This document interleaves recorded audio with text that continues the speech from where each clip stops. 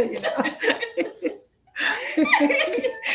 So, hi you guys, welcome to another episode of The Classified Lady. I'm Dr. H, and I am joined today with my lovely nieces, and you'll be seeing them regularly throughout the season and shows and different things. So this is Shanae and Erica. And so we're on the stairs because it's a whole thing with us and the stairs in my apartment. Yeah. We're either tripping up them or someone is sliding down them. I'll be friends. It's me, y'all. It's me. Yeah. But I was okay. I have my heating pad. The only person who's currently undefeated with these stairs is Erica. Yes. Currently. Yes. We don't. That's I stay downstairs. I stay downstairs. Why you watch all of us?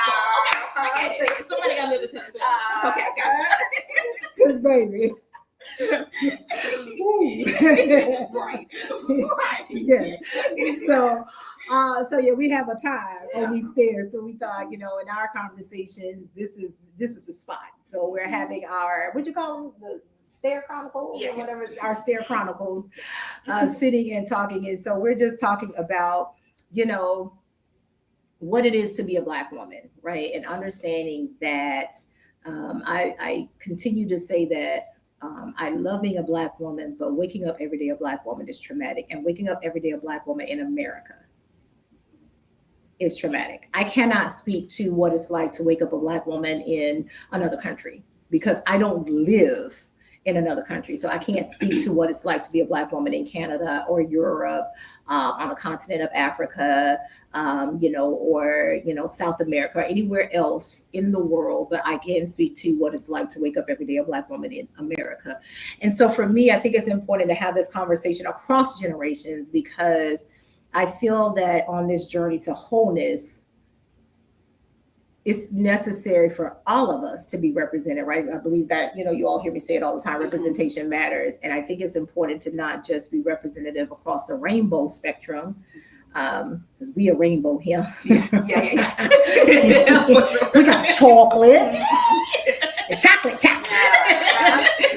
God, if I could have her skin, because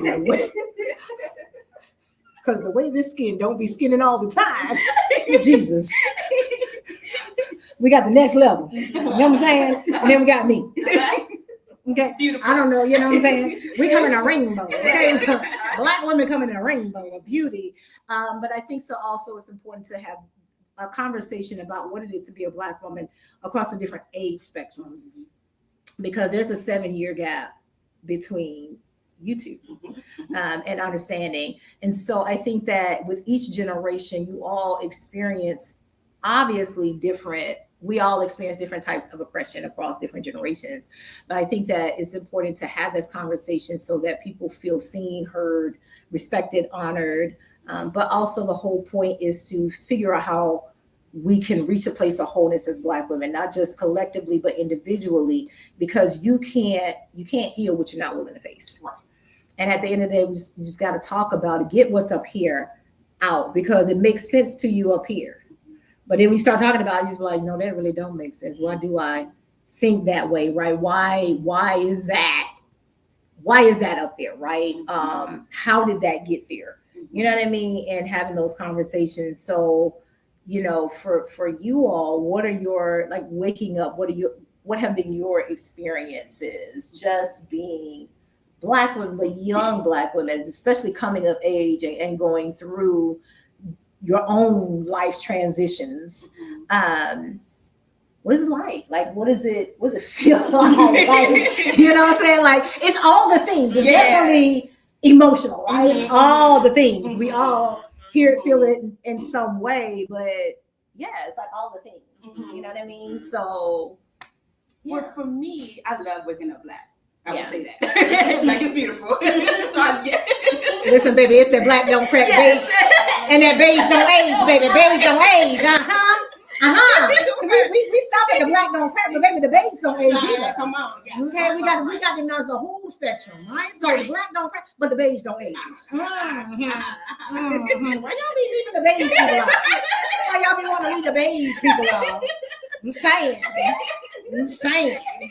But yeah, I'm sorry. But yes, I do. One of the things that I always have to constantly remind myself is to look happy. Yeah. Because as Black women, Black men, we have a face. We have a resting face, and I know mine can look harsh, but I'm not what I look like, if that makes sense. Correct. At all. Mm-hmm. I could, wake up happy, but if like, say that time of the month, Right. or I'm hot, or here in Carolina, people ain't driving, so when I'm getting to my destination, when I walk in, I'm irritated or frustrated or maybe just blah, Black Jesus. So we don't have that privilege to show our emotions, in that current moment. Yeah. We don't have that privilege to, just be ourselves. So I feel like I have to, even when I have those moments, I have to still smile. Yeah. So that people don't get offended or they don't think I'm just mean or, but every day I just constantly tell myself, yes, I'm still human. So even if you don't like it or you're not asking questions or you assuming, I can't live for you. I can't think for you. Yeah. So that's a challenge that I do face for myself. And plus I am that dark skinned Black. So in my experiences, we're gonna talk about colorism down the road. Yeah. The darker you are, the harsher the critiques are. I agree. They're really harsh. And I'm just like, well, wait a minute. My friend over here who is just as Black as I am, maybe a different shade. Yeah. They don't get that same. It's like, oh, okay, you can slide. Don't be dark and thick. Come on. Don't be dark and thick. Come on. And there's different definitions. Then folks got different versions of thick. Absolutely. So yeah. Yeah. So no, I get it. I get it. So I just gotta constantly smile. Friend. I think for me, being younger and Black, I think we get the judgment of being dumb. Mm-hmm. And then you have the judgment of being dumb and judgment of being Black. Mm-hmm. So you just like, they look at you like you don't know nothing. Mm-hmm. And then also you're Black. So you really don't know nothing. And so when you try to fit in those spaces of the Caucasian people or other races, they're like, you don't fit in. Like, you're dumb, you don't know anything. So I think that is where I struggle working in a white community. Right. I think I struggle with that, with the dumbness and also being Black and trying to fit in and trying to make my way through that. Right. Yeah. I think that you both made two important points. And it's so unfair that we have to bury our emotions and wear this face and this facade amidst a lot of systemic oppression and whiteness, right? And understanding that amongst the Elmer's Glue 8.5 by 11 folks, we, like you said, we don't have the luxury of being emotional. Mm-hmm. But what's interesting is that though that same demographic right now is being real emotional. Very. Not only that, amen. Yeah. So the argument about women are too emotional to lead is playing out at that we always knew was a fallacy, is playing out, but even more so the whole myth about Black women and our emotions and our inability to maintain professionalism and different things. And I think that the point that you made about, not having the luxury or space to feel what you feel in moments, because it will be weaponized against you at any moment. And then when you get home, a lot of times you don't have time to unpack it because you got a family, you got responsibilities, you got to take care of the household. And by the end of the day, it's like, can I still exhale? No, because someone's still pulling on you. So you might get 10 minutes. Might get 10 minutes out of a 24-hour cycle for you to decompress everything that you absorbed in the course of a day. And when you're dealing with, just being a Black woman amid white patriarchy, and working in white spaces, it's even more so in feeling like people making you feel like you're not intelligent enough, you're not smart enough. Like, who told you Right. that because of my age and my ethnicity that I'm not intelligent, or that I don't fit the bill, I wouldn't be here otherwise, right? Right. I do believe, and y'all heard me say this all the time, I do believe the media Mhm. in all contexts Mhm. play a big part in the dumbing down of Black people Yes. and the coonery, because Yes. that's what sells, and it pushes a narrative. Mhm. And algorithms be Mhm. algorithming, Yeah. because they can only they work by design, right? Mhm. And so I believe that in these spaces of having conversations like this, it's up to us to really push the conversation Mhm. as much as we can. But I think that we do ourselves a disservice, and one of the reasons why we as Black women can't reach a place of wholeness, not just healing, Mhm. but a place of wholeness, because of oppressive policies and things that are systemic, but also perceptions. People have perceptions. Best of your generation. Yeah. Yes. Yes. Fix it, Black Jesus. God bless y'all. My Lord. Listen, your generation, baby. I'd be like, who are we? Jesus. But at the same time, I think that it's a disservice to assume that the whole generation is like that, right? Right. Just like, okay, stereotyping all Black women and saying that we're all angry. We're not. Or saying that, like you said, we have resting faces. Mhm. And baby, yeah, I got one, and I have a shirt that's perfect because it said my mouth don't say it, my face will. Like I'll tell somebody in a minute, I don't have an inside face. I don't have an inside voice face. I don't know what to tell you. I'm gonna do everything I can. I'm not to say it, but but at the same time, somebody did a post. And I commented on it this morning. I can't remember what it was, but I said, she did the video talking about I'm not a nice person, don't play me or whatever. And my comment was, I'm turn the other cheek, but I'm not Jesus level turn the other cheek. Right. And I think that in a lot of ways, people, like you said, expect Black women in some ways to always show up and turn the other cheek. And we've turned the other cheek so much that now we're in a space of we're not doing that anymore, right? But in some spaces, are we forced to do that? Yes. Or face consequences? Absolutely. In other ways, it's just like I'm mounting my moisturized, beautiful Black business. Not that it's not important, like the current fight and everything that's going on, but I think that we face impossible odds all the time. You know what I'm saying? And so I think that one of the important parts of the conversation is in examining, how we feel every day, giving ourselves space. One thing that will give grace to everybody else but ourselves. And we know we can't draw from an empty well. Right. Like we know this. But we try to create that. But we try to suck everything out of it because we don't have the luxury, like you said. We don't always have the luxury of space to just be. You know what I'm saying? Yeah. And when I say just be, I'm like genuinely, authentically discover who you are and be who you are. That's part of wholeness, outside of being somebody's wife, sister, cousin, daughter, mother, co-worker, activist, you know what I'm saying? Yeah. Support system, friend, all of this other kind of stuff. But who am I? When do I get to be authentically, genuinely me and pour into me and give me what I need so that I can put my best foot forward every day? And I believe that that's the challenge, right? And then overcoming stereotypes. Yes. Your generation got it hard, baby. We have everything. We have I feel like our generation is basically at the bottom. Like you have racism, so we have that. And then we have from your generation, we have all those stereotypes. We have that. We have from your generation, all that. So it's just everything is on our generation. Oh yeah, just compounded. Yeah. It's just like, dang. Like, why did I get born in the end? Like, it's generational.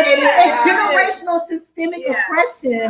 And it's like, how do I'm supposed to wake up every day without this weight. I'm supposed to wake up every day and have a blood pressure of 120 over 80. That's not possible. No. And we're supposed to be the change, friend. We can't. Listen, we're trying to dig ourselves out. Okay. We tried, spread. We trying. We doing more dirt on y'all while y'all trying to get one. Handing it down. Yes. Because it's the, I'm not dealing with this. I get somebody else to do it. Get somebody else to do it. Because let me tell y'all something. I'm the queen of. Yeah, let me tell y'all something. And I will say that in a minute. And y'all be like, people like, listen, and y'all have heard me say, I have told God to get somebody else to do it. Many times. And I'm not ashamed to say that. I don't think that's wrong for saying that. It's, you have to learn to be open, honest, and transparent about your capacity, right? And I think that sometimes I'd be like, look, get somebody else to do it.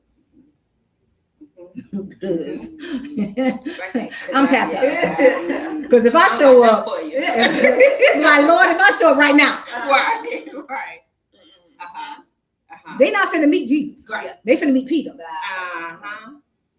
So you call up, get somebody else to do it.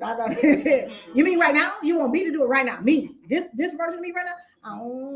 You know what I mean? Like, and I think that in reaching a space of wholeness is about being transparent and honest with yourself, with whomever you're having conversation. I don't care if it's God, your friends, your husband, your kids, your employer, or whatever. When you get to a place where you're burnt out and there's nothing, there's not even fumes, you have to learn to take a step back and say, I'm tapped out, right? And sometimes as Black women, we don't know we've reached that space, right? I reached that space. I crashed out really bad. Like, I crashed out bad. I mean, I had an epic crash. And my sister said, I was trying to find everything possible to motivate me to pour into and do this. She said, maybe that's not the answer. She was like, maybe just stop. She was like, maybe you don't need a sermon. Maybe you don't need another sermon. Maybe you don't need worship. Maybe you just need to have fun. Maybe you need to just relax and have fun. Maybe you've got enough word, you've got enough this, and if that's not working, you need to do something different. And so she was like, just you can't help anybody, you don't have anything, right? And so it was to stop and learn to just have fun, because I didn't know how to relax. I didn't know how to have fun, because I was like you said, I don't have a luxury of that. I don't have time. I don't have a luxury of that. I got bills. Like, man that don't work, don't eat. I got bills, and all these bills is on me, right? And so I got bills. I got this, I got that, I have responsibilities, and, trying to figure it out and work it out and fight the algorithm and this, that, the third. I think that, to your point, Erica, about just, it's so much and it's layered, and dealing with, facing generational curses that are handed down, not just within your individual respective, I can't talk. It's okay. Friend, dealing with, curses that are handed down within your own bloodline, but also just collectively, right, from slavery and just from each generation, previous ones that have gone on. And, it's all kinds of crazy stuff, and people talking about the ancestors and how is this and that and all of that. It don't change the fact that we're still dealing with oppressive systems, because at the end of the day, Black women are an economic system. And I don't think that we fully understand that. And this is why we feel like we don't have room to feel what we feel. And we don't have room, to flex and express anything other than the narrative, that scripted narrative about Black women. I say this all the time. You can't sit up here and sow word seeds of angry Black woman for decades and not expect Black women to be angry at some point. There's going to be a harvest, right? And I believe that we have a reason to be angry. Obviously, we look around us and who's writing the narrative, and every time we try to change that, it's a struggle, right? And I believe that in that, when things are stacked against you, like you were saying, like things are stacked against you, it's hard. I know for me, watching, for instance, the election cycle last year, first of all, y'all put that Black woman in an impossible odd. You gave her 100 days. Other folks had a year plus. Plus more, yeah. Year and a half to campaign. You gave her 100 days, if that, to campaign. And I think Black women holistically saw ourselves in that, because how many times have we been given impossible odds and say, it's like being thrown into shark infested waters and be like, swim or die. Make it enough. Make it enough. Right. same time, the way we collectively mobilized and the 92% showed out, but at the same time, it's like we felt that collective pain Yeah. because it's like we saw it, Yeah. we knew it, we did our part, but at the same time, it's like when you know that sometimes the system is designed for oppression and to say, see, we knew you couldn't do it. Look at what's stacked against me, and you expect. But then but on the occasion that we do excel, it's like, how did she do it? How is it possible? And then you continue to stack odds. We still continue to rise. I think that there's a lot of emotion that comes out of that, and it's just like the wind got knocked out of us. And it's like, oh, so and so should speak out. That woman, a private citizen. She spoke out for 100 days. She did. She did. Yes, she did. Let her rest. That part. Let her rest. That part. Let her go to the let her go to the farmer's market and do her thing. You know what I mean? I think that the unwritten expectation that we're always going to show up for everyone else except ourselves. And again, back to what you said, I don't have time. Yeah. I don't have time for me. Because so much and so many are dependent upon me. You know what I mean? Like, No, I agree. Just from my own experience, just being a mom, a first time mom, that's in itself is ma'am. In itself is a whole thing. Okay. Ma'am, you got a grown adult. You got a grown adult in a 4-year-old body. And it's kind of like that. What's that movie with Tom Hanks and the Pirates? And he said, "I'm the captain now." Yeah. And that's exactly how she is, for sure. I'm in charge now. So independent. I got it. I got it. And they get mad when she can't do it. I'm like, baby, I'm right here. I promise you, I'm right here. But that's another conversation. You can do a whole series on the baby. Single motherhood. Absolutely. Also, she's independent because we independent. Absolutely. And she's seen Black women do it all. Yes.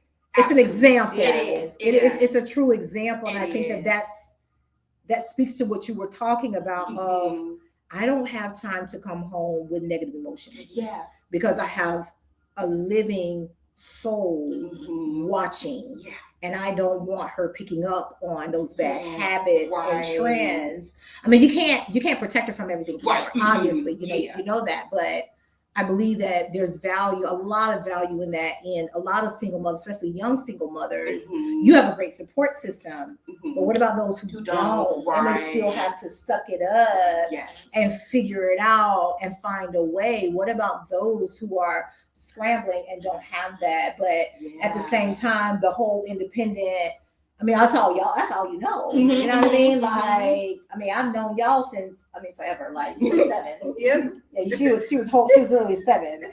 Honey, that's a different conversation. Friend was like, I don't know about that lady, honey. I don't know about that lady. I don't know. Y'all can like her, but I don't know about that lady. She really so Friend was like, I don't know. But I mean, just in watching like Dee, and just learning from her. You know what I'm saying? And I gotta have a plan. Let me tell you something. Dee gonna have a plan from 80s. I'm like, how many plans you got? How many I need? For real. Because the mindset is I need as many plans as necessary to make it happen. Yeah. And that's what you learn. Yeah. Because we don't have the luxury of not making it happen. That part.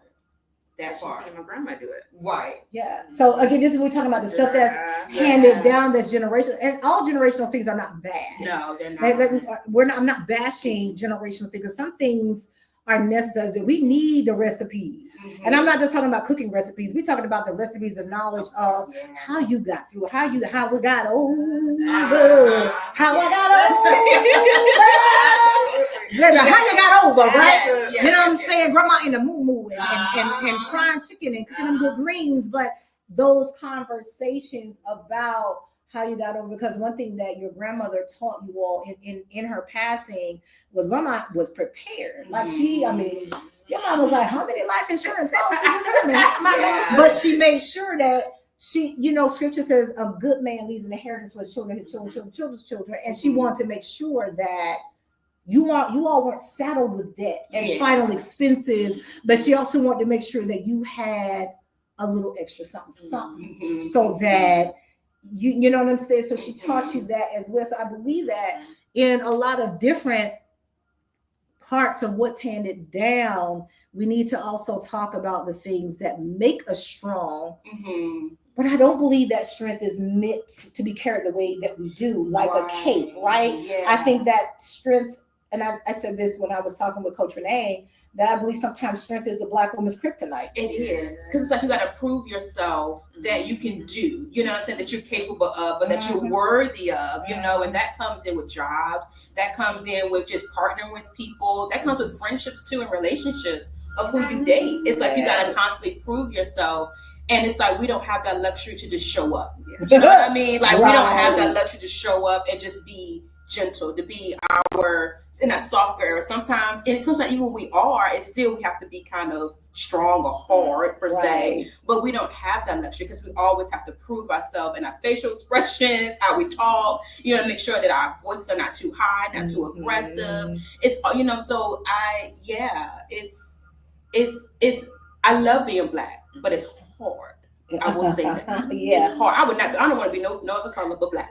But I will say that it's not always easy. And as a mom, I find myself trying to make it easy for my child, even though I know I can't make it. But if I'm happy, if I'm, talking to her, having, those conversations with her that she can understand, nothing, crazy, then I'm doing my part to make it easy. But at the same time, let her know, baby, it's hard. It's hard out here. It's hard out here, We make it look easy, but it took us, some time to have a flow to where we can fit in. Right. I'm using that because I don't want to say that we got to do everything to fit in, but at the same time, that's how we feel. To earn our space. Correct. To earn our space. Yeah. Correct. So I think that's the important part of what you just said is telling the backstory. I think what we have lost along the way is just that the backstory of how mama them did it and grandma them did it and Nana and this, that the person did it. Like what those backstories, but also those hard stories of how they grew up with, okay, granddaddy was a hard taskmaster, or, grandma was a taskmaster and granddaddy was the one that came and saved our lives. Because I'm going to tell you right now, my granddaddy saved us all the time, okay? My granddaddy saved the granddaddy. Pearl ain't them churn long, and you ain't going to get them tomorrow. You know what I'm saying? Like, he them babies long, And so sometimes granddaddy doesn't save us many times, okay? You know what I'm saying? Or, we would love, I'm telling you, boy, the best times of your life was, I know for me growing up with granddaddy coming home. And my granddaddy did construction work and stuff. And so he would be dirty. We didn't care about granddaddy being dirty, dusty, sweaty, none of that. When that construction truck pulled out front on 28th Street, and that big window we see, we running. That's the one time we get to run through and be in that front room because we all knew that door open. We everybody had a wait. And granddaddy walking through, and she's like, "Y'all leave that man alone. Oh, Pearl, leave them babies alone." Because it was like, I think that he needed and enjoyed that much, getting that love from the grandkids every day, greeting him. Because we just wanted to see granddaddy, whatnot, or whatever. And grandma was like, he tired, let that man take a shower. And that man came, and granddaddy got that shower and came out there. That plate was right there. Okay. And so I think that in understanding the pass down of that, like my grandma was when I said at my grandmother's home growing that she was an excellent homemaker, I meant that thing because I watched her. And we used to have Sundays at Granny's, before Granny passed back in the day, sitting there snapping pole beans, snapping beans, and snapping beans. That was the Sunday. That was the thing, going on and sitting and snapping beans, but having conversation and listening to granny and her sitting around with her daughters and the cousins, and we snapping beans, but just having talk. Yeah. Not gossip, but just talking about the family and just having the importance of those recipes. And they don't actually tell you what go in the greens. No, You just watch. You know what I'm saying? And so it says when we talk about you season till the ancestors tell you to stop, you watch, right? Different recipes and different stuff. Like I have my grandmother's fried chicken recipe. I can't tell you. I can't sit here and tell you. I can just do it. Yeah. Because I sat at that counter and watched her. Uh-huh. I watched how she cleaned her greens. And I asked questions. She was like, well, this is why I do it this way. Everybody do it different, but this is why I clean my greens this way or whatnot and different things. And so I think that in what you were talking about, Erica, about the things that's handed down and what's the weight, I think some good things were handed down, but because of the weight of all the other stuff, the good stuff gets overwhelmed and buried, and we need these conversations so that we can talk about that and start really bringing that back and introducing those things so that we can truly have decorum again. Yeah, absolutely. Friend, I know, friend. But I think that, you know what I'm saying, and just, you know, Grandma Marion was just, you know what I mean? Like in seeing that and hearing that and just watching and understanding the stories and your own family, right? And different stuff and what you know, even you, like, I think that sometimes even as young mothers, you don't have to always do what previous generations did just because we always did it that right. That's your child. Right. So you're taking these points that you want, but I don't want this part. Right. So I'm also teaching her this, right? Yes. Why is that important to you? And then Erica as TT and best friend. right. She can't have no other best friend. No. Anybody. But why is that? You know what I'm saying? I think that it's important to have a conversation because on this journey of wholeness, and you're raising another Black woman, like she's going to be a Black woman. This is a Black child. You know, the importance of what you are instilling in her, right? Just like you don't always just call her name, you call her beautiful, right? For a reason and certain things. And so I think that as you are on your wholeness journey, you're learning certain things that you want to instill in her and why it's important that everyone in the house undergirds that, because sometimes that's not always the case. You may say, I want to raise my child this way. You have somebody else in the household because this is a reality. That's what we always did, like this is and don't respect it. But you actually have a good system, a support system that respects your choices for your child. But I think it's important to talk about that when we're talking about what's getting handed down and how we stop some of these cycles. Just because we always did it that way doesn't mean that we need to continue some of that toxic stuff that did not make any sense at all. But just because mom and them did it, that's just like, baby, we don't put hot food in the refrigerator when we pack it up, not realizing that refrigerators today was not like refrigerators of yesterday where they had a block of ice in there and you had to wait. It was called icebox for a reason, right? And so like understanding the history of why we do things. And so having conversation, and she's gonna look back over this and hear this one day. Oh, that's why, and be able to appreciate, oh, that's why mommy did that. You know what I mean? That's why TT and Nana and Mima, and you know what I'm saying? Like when you do these things. So why is that like important for you as you raise her and TT best friend? TT best friend. I have several reasons. Yeah. One reason is because some of the things that you touched on, some things that how I was raised, I didn't agree with. Certain disciplinary things, just some family oriented things I just didn't agree with, which it wasn't too bad, but I was just like, okay, when I have my child, I want to do something different. And also just me finding myself and how I want to be as a parent, learning. I've always been a person to say that when you're a mom, you become a mom or a dad, you know, you're learning and you're growing. And so I wanted to learn how to be a mom for her. That was my prayer. I was like, Lord, help me to be a mom for Zion. Right. You know, and so that's what I'm doing. And one thing with my healing journey for myself, my wholeness for me, I've recognized that affirmations are important. Especially for a child. For a child's mind, when they are recording, like they don't have anything in their brain at all. So whatever you speak to your child, whatever you show your child, even with their eyes, their touch, all that senses is important, and it will grab hold to it. So I wanted to make sure that the first thoughts in my child's mind were beautiful. The first thoughts in my child's mind was happiness, was smiles, was laughter, was love in all directions, in all ways, whether it's through gifts, whether it's through kisses and hugs, spending time, however, I just want her to know that you're loved, that that you're important, that you're kind, I just also want to give her a space to where she can come to me. Like that's really important. I can come to my mom about anything, and I feel comfortable. I know that I'm going to get the mom, and I'm also going to get the friend, and I'm going to get it together, so that way I can feel comfortable and I can make the right decisions. And I wanted Zion to have that same experience to where she don't have to worry, like, even if she thinks that, okay, mommy might not like this, she can still feel safe and comfortable to talk to me. And I could give her, advice, things of parent her, things of that nature. So I just really wanted to create my own parenting style. I still lean on the old school. I ain't gonna lie. I don't like the new school stuff. I ain't gonna lie. I know.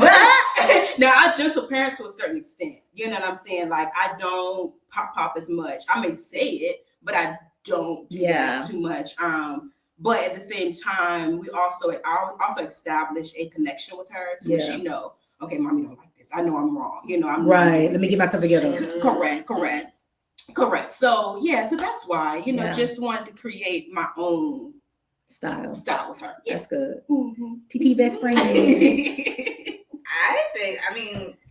I just want to become the fun aunt. and that's fair. And baby, she's the problem. Yeah. Let me tell y'all, she's the problem. Come on, tell me. And I be getting phone calls about come get her. Yes. As soon as I get the text or the call, come get her, I'm like, oh, what did she buy? What did she buy? What did she buy?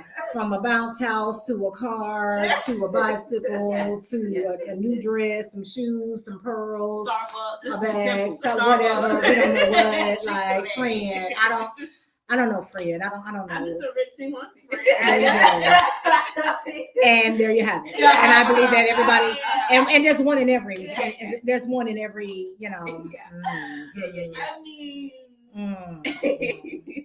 she has I don't say sternness, but she has that structure in her life. I just want to be the fun. I have structure. That balance. You need that balance. I agree. Yeah. We'll have fun. We're going to eat food. And so I think that, but I think that it is important to have that balance so that she understands it's important to have fun, because again, like I said, I didn't know how to rest or have fun and different stuff. And so I think it's important to not always take yourself so serious. And don't get me wrong, I'm goofy. Yeah, she is, y'all. Especially when she's sleeping.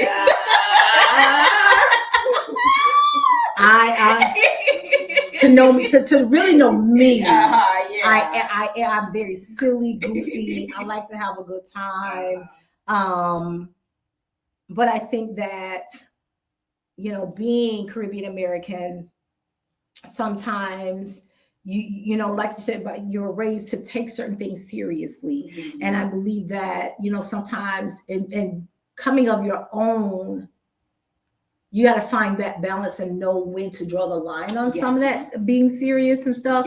And I didn't know how to do that for the longest time, because I felt bound and restricted by, like you said, I worked in a lot of white spaces where I had to be. And I feel like there's this a part of oppression where it's always about humbling Black women. And I believe that that's the thread, that the weights, one of the big weights that's just that blankets us, is that desire and innate need to, again, humble us.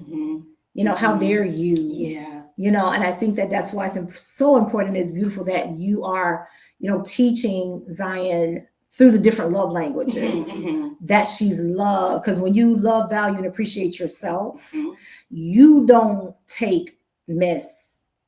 you establish those boundaries, and you recognize that I need these boundaries, and I'm gonna draw those boundaries in the sand, and I'm gonna pave my way, because at the end of the day, no one's coming to rescue us. Like as Black women, we recognize that no one's coming to save us, and so which is why, there's plan A, B, C, D, and when we get to Z, we're gonna double up on them letters to make sure that we have the necessary plan to make it happen for ourselves, because no one's coming to save us, right? And we saw that again with the.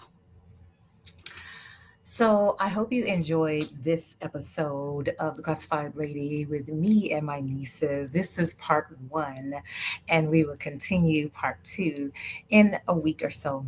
But I really wanted to have different perspectives about the different topics and things that I'll be covering on the show. And one of the things that's important to me as I heal is understanding the perspective of what it is to be a Black woman across different generations. And as you can see with my nieces, there's definitely a gap. There's different generations present. And I think that as we examine the lived experiences of Black women, it's important to do that, right? No voice should be silenced across any demographic of people, but especially when we're talking about healing and Black women evolving and loving on ourselves and really putting ourselves first, it's important to understand the different perspectives and how people, in particular Black women, are navigating life. And so in this episode, you heard and saw a lot of different perspectives concerning the trauma of being a Black woman and for them coming of age, right? Coming into womanhood, and as they progress as a single mother, my niece Shanae, and Erica as the rich auntie. I don't know if I think we got to that one, but we will. And just how life evolves for them, and the different stereotypes and the things, the name calling and all of the things that we overcome as Black women, and the wounds and the scars that are there that we work through. And we see it all the time online when people say, you don't know what people are going through, be kind, be nice, be gentle. Everybody's going through something, everybody's carrying something, but it's more than a cliche, and it's something that I really hope that we learn to embrace. And so on this journey of healing and self-discovery to get to a place of true wholeness and to be walking peace for myself and others, I hope that Black women feel seen, heard, valued, appreciated. And if there's something in this conversation that resonated with you, please, please, please join us in these conversations, right? Come along, have your own watch parties and conversations around what we're talking about so that you can heal as well. And if you see yourself, like, follow, share, subscribe, and let's get to work and heal together. Remember to spread lots of love and light. Bye.